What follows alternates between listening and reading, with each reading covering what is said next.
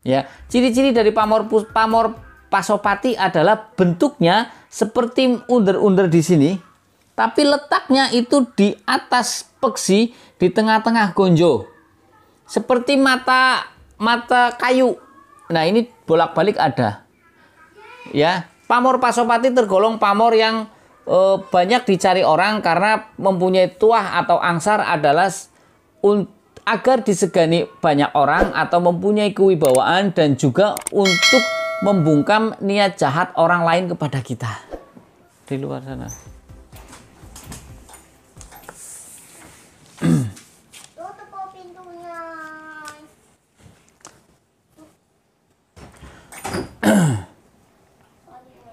Assalamualaikum warahmatullahi wabarakatuh. Salam sejahtera, salam budaya, rahayu, rahayu, rahayu.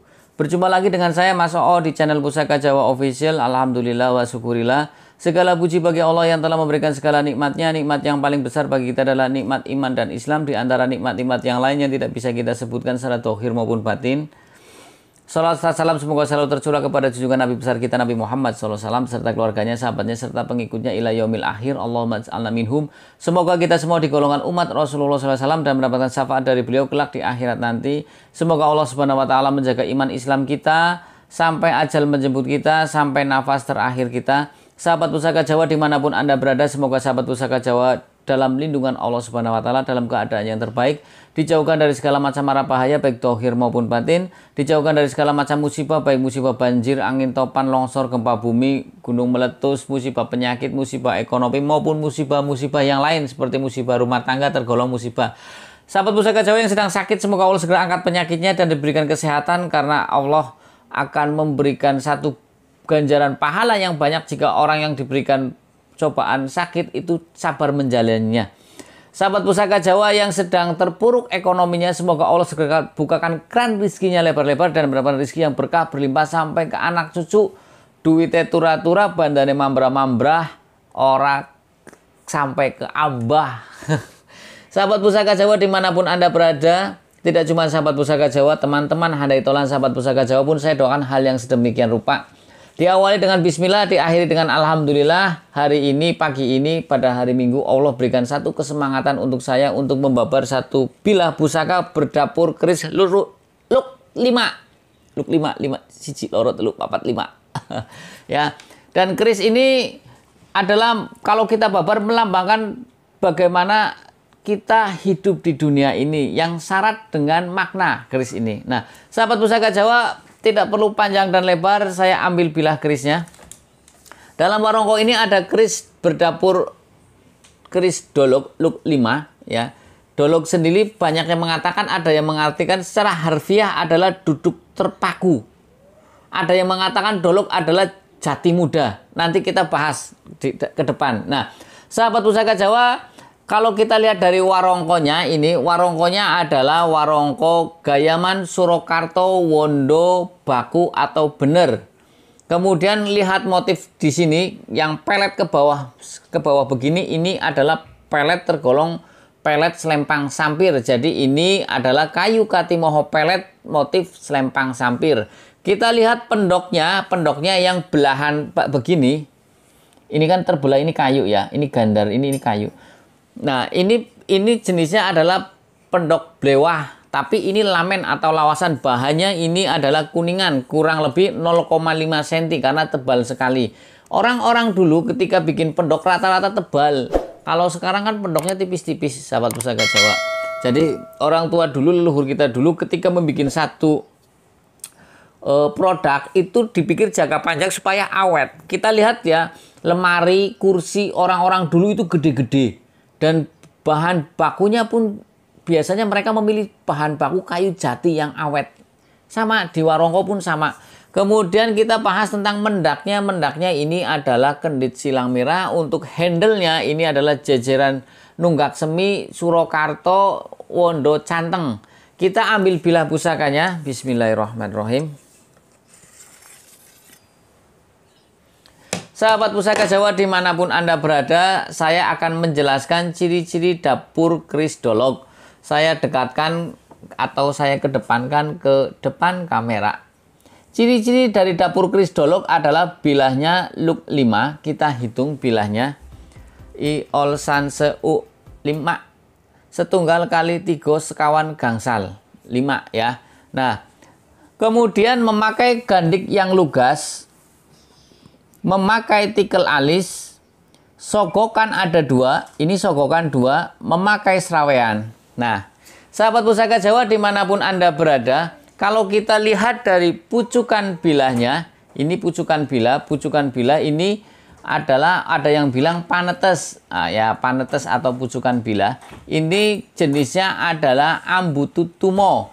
Pada umumnya pucukan bilah kan kalau yang keris luk itu adalah nyujen, cuman ini istimewanya ambututumo. Jadi kalau jenis ambututumo itu seperti ekor kutu. Begini, set.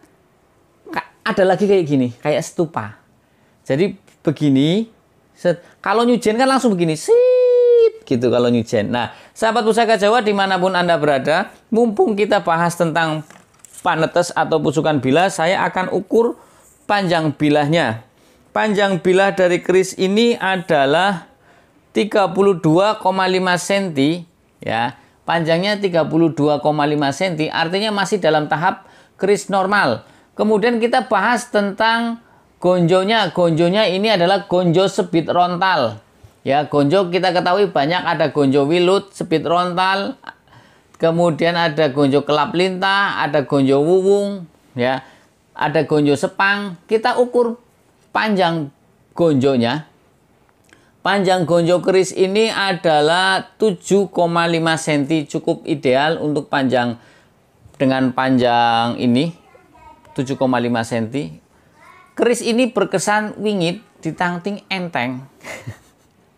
Nah, kita lihat gonjonya. Gonjonya ini adalah karena ini masih kelihatan ori dari bilah dengan gonjo sama, artinya satu bahan. Kadang kan ada gonjo yang gantian, ya. Gonjo gantian kan ada yang memang gantian diambil dari bahan yang lain, ada yang memang diambil dari satu bahan. Ya, gonjo-gonjo gantian biasanya ada yang pada zaman Sultan Agung itu gonjo yang diganti dengan warna yang keleng atau yang hitam.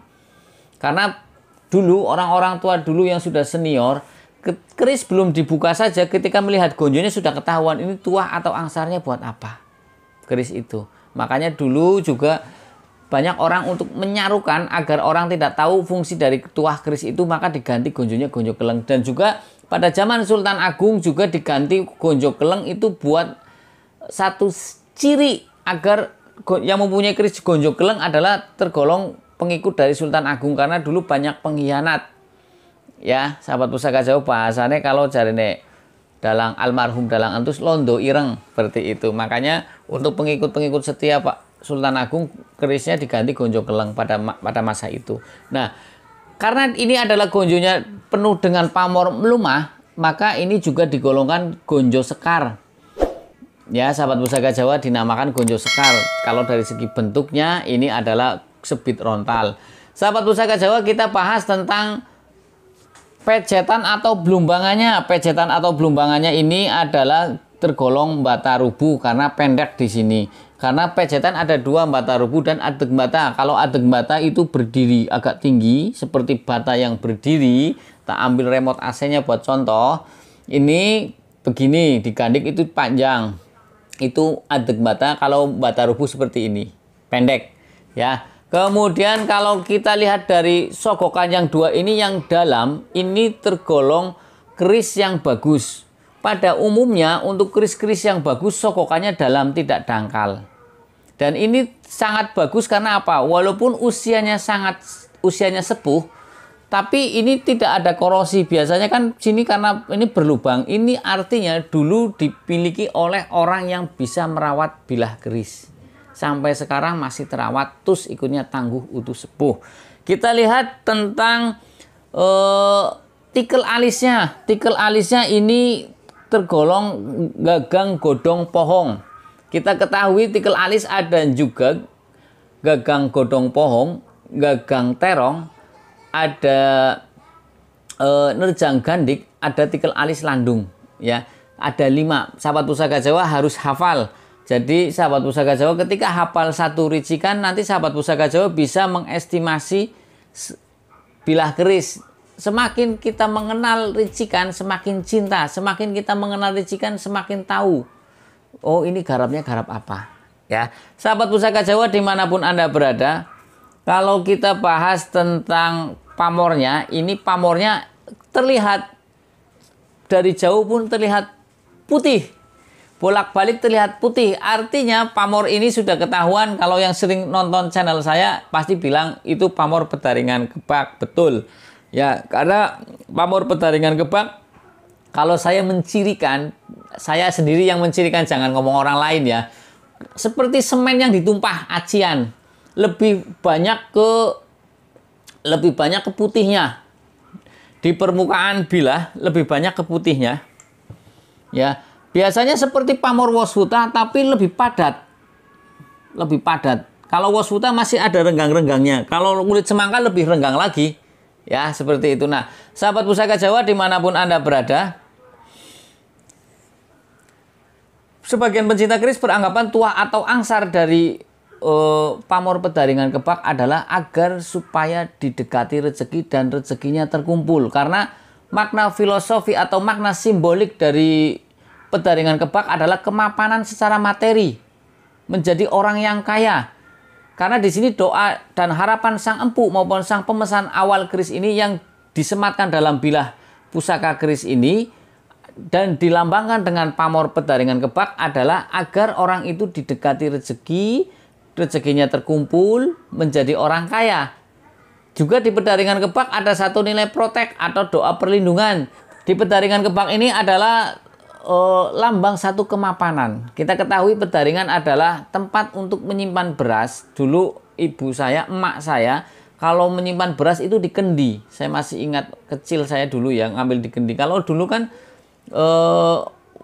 minimarket jarang. Kalau sekarang tidak usah menyimpan beras, tinggal habis ke minimarket deket. Kalau dulu kan rumah aja masih berjauhan seperti itu ya, sahabat Pusaka Jawa. Jadi bahan-bahan yang primer mereka suka nyetok, suka menyimpan. Nah, di sini kalau dianalogikakan berarti bukan cuman beras sing akeh tapi materi, uangnya banyak. ATM-nya kebek duitnya. Ya, sahabat Pusaka Jawa. Jadi Pedaringan Gebak adalah satu doa dari sang empu yang dimanifestasikan dengan pamor Pedaringan Gebak agar si pemilik itu mapan secara materi, didekati rezeki. Siapa orangnya yang tidak mau didekati rezeki? Kita semua pengen didekati rezeki tanpa susah payah, rezeki datang sendiri. Kadang ada orang yang mencari rezeki hanya dibutuhkan kerja keras. Ada orang yang cuman duduk santai, rezekinya datang terus dengan cara kerja cerdas.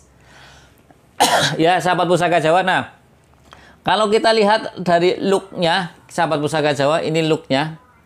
Look kita ketahui ada jenisnya, ada banyak. Ya, ada hemet-hemet, ada kemba, ada sarpo lumaku, ada sarpo ngelangi, ada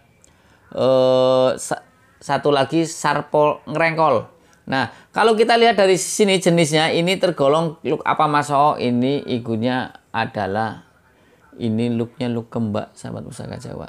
Nah, sahabat Pusaka Jawa dimanapun Anda berada,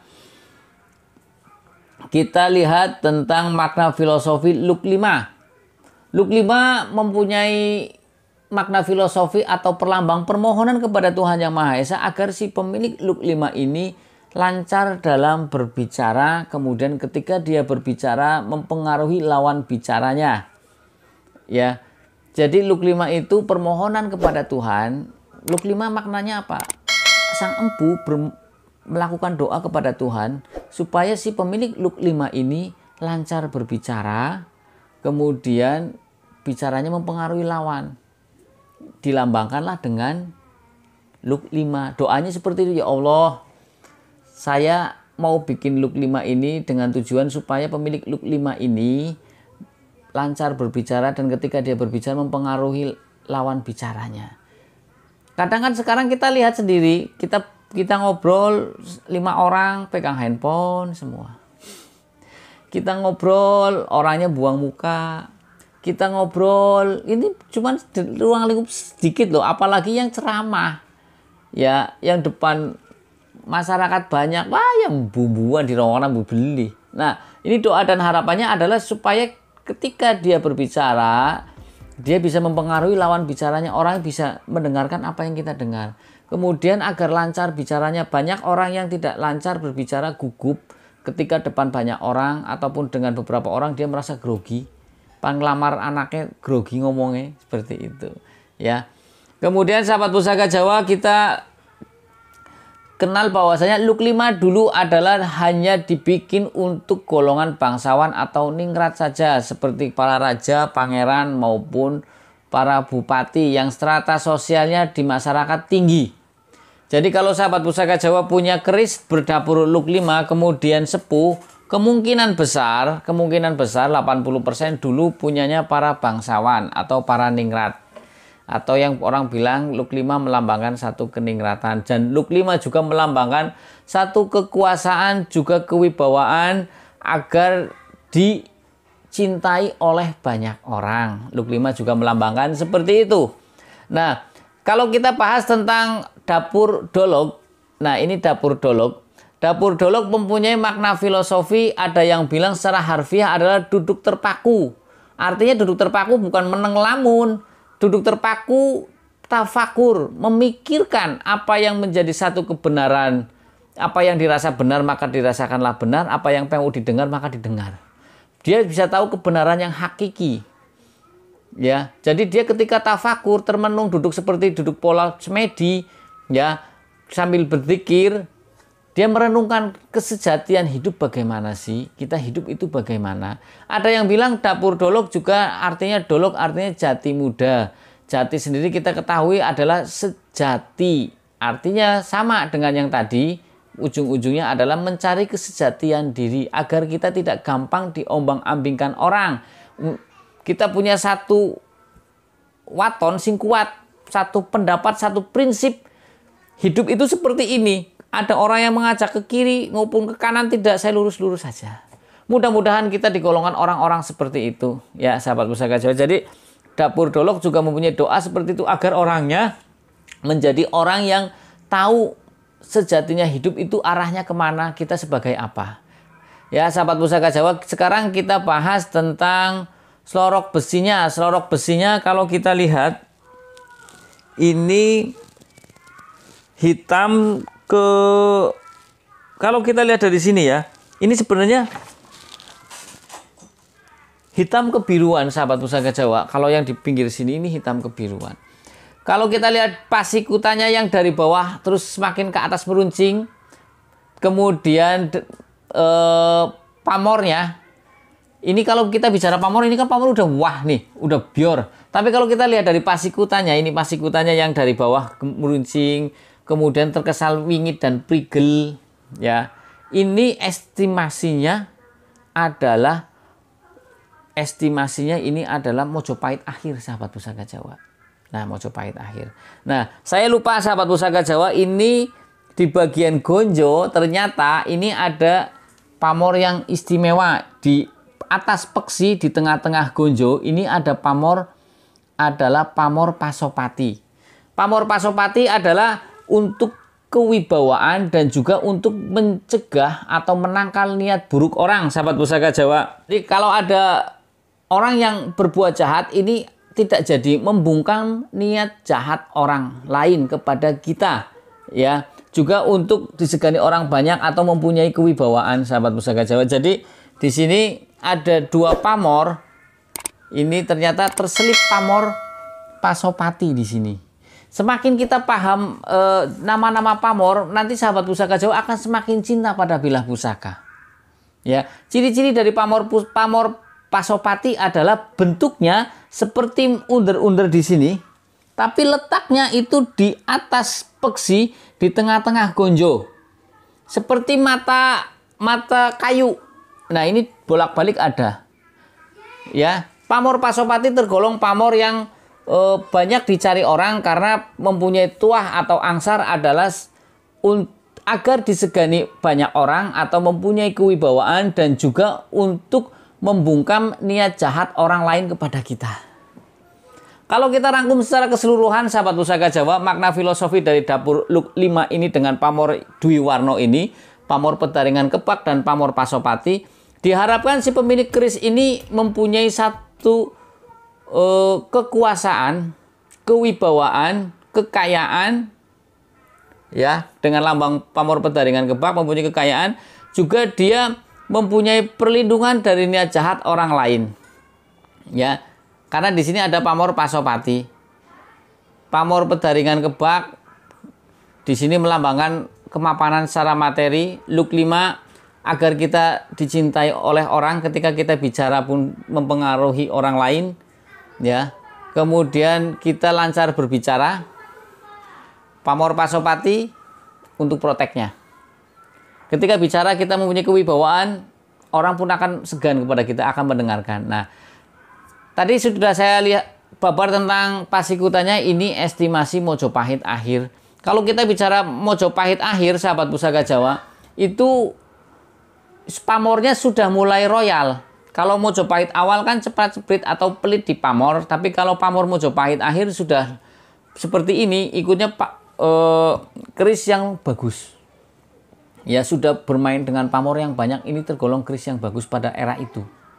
Ya, sahabat Pusaka Jawa. Kita ketahui empu-empu Mojopahit banyak, ada Empu Supogati, ada Empu Supadria, ada Empu Jigja, ada Empu Jirak, ya kan?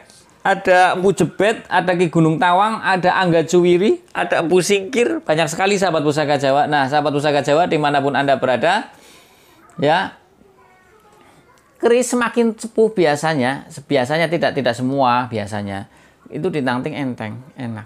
Ini enak sahabat Pusaka Jawa. Tapi ada juga keris yang sepuh tapi memang material besinya banyak dan masih tebel, ya berat. Tapi ini rata-rata ringan. Ya, tampilannya wingit sahabat Pusaka Jawa, bagus, ya. Ini bagus. Pamornya pun bagus. Istimewa. Oke, sahabat Pusaka Jawa dimanapun Anda berada, jika saya ada salah-salah kata, saya minta maaf. Kesalahan mutlak milik saya, kebenaran milik Allah Subhanahu wa Ta'ala. Sahabat Pusaka Jawa yang baru nonton video saya, silakan pencet tombol subscribe, like, share, and comment. Kemudian jangan lupa pencet tombol notifikasi lonceng agar mendapatkan video-video terupdate dari saya. Yang ingin request nama dapur, silahkan komentar di kolom komentar. Kalau ada saya babar, jika tidak ada buat PR, jika tidak ada makfuan, minta dimaafkan karena keterbatasan saya sebagai manusia maupun keterbatasan secara finansial. Karena ketika mau mengadakan sesuatu untuk dibabar, pastinya kan kalau saya tidak ada, saya harus nyari dan dibutuhkan materi untuk mencarinya. Doakan saya sahabat Pusaka Jawa supaya saya menjadi orang yang lebih baik dari hari kemarin, baik secara kesehatan, secara mental maupun secara keimanan. Ya, karena saya pengen lebih baik dari masa lalu saya. Oke. Tetap semangat, diawali dengan bismillah, diakhiri dengan alhamdulillah. Assalamualaikum warahmatullahi wabarakatuh. Salam sejahtera, salam budaya. Rahayu, rahayu, rahayu.